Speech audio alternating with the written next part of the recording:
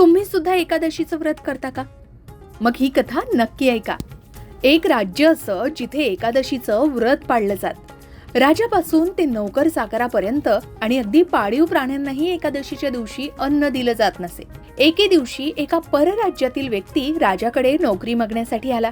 राजानं त्याला अट घातली की त्याला रोज पोटभर जेवण मिळेल, पण एकादशीच्या दिवशी अन्न मिळणार नाही.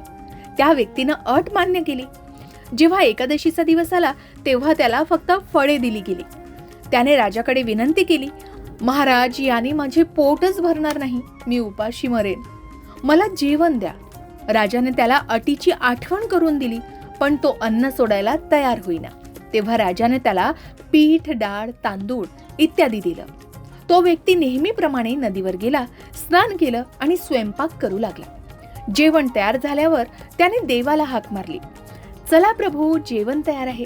त्याच्या हाकेला प्रतिसाद देत भगवान पितांबर धारण करून चतुर्भुज रूपात प्रकट झाले आणि प्रेमाने त्याच्या सोबत भोजन करू लागले. जेवण झाल्यावर भगवान अदृश्य झाले आणि तो व्यक्ती आपल्या कामात निघून गेला. 15 दिवसांनी पुढच्या एकादशीला तो पुन्हा राजाकडे गेला आणि म्हणाला, महाराज, मला दुप्पट अन्न द्यावं लागेल.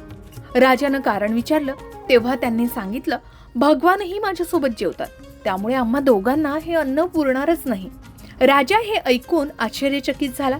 त्याने पाहिलं की तो व्यक्ती फक्त एकादशीचं व्रत मोडत नाही, तर भगवान त्यांच्यासोबत भोजनही करतात. हे पाहून राजाला बोध झाला की केवळ नियमांचं पालन करण्यापेक्षा शुद्ध मनानं आणि भक्तिभावानं व्रत करणं अधिक महत्वाचं आहे. राजानेही त्यानंतर मनापासून एकादशीचं व्रत पाळायला सुरुवात केली आणि शेवटी त्याला स्वर्ग प्राप्त झाला. ही कथा आपल्याला शिकवते की भगवान केवळ भक्तीच पाहतात, दिखाऊपणाला नाही. याबद्दल तुम्हाला काय वाटतं? कमेंटमध्ये नक्की सांगा.